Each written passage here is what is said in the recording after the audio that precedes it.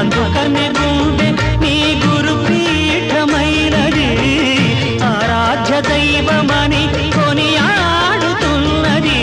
అంతకు మించిన భాగ్యమేదిరా బాబా, లేలే బాబా నిద్దురలేవయ్యా, ఏలే స్వామి మేలుకోవయ్యా. రవితేజ కిరణమే నీ శరణు కోరుతూ చరణాలను చెరగ తలుపు తీసెరా.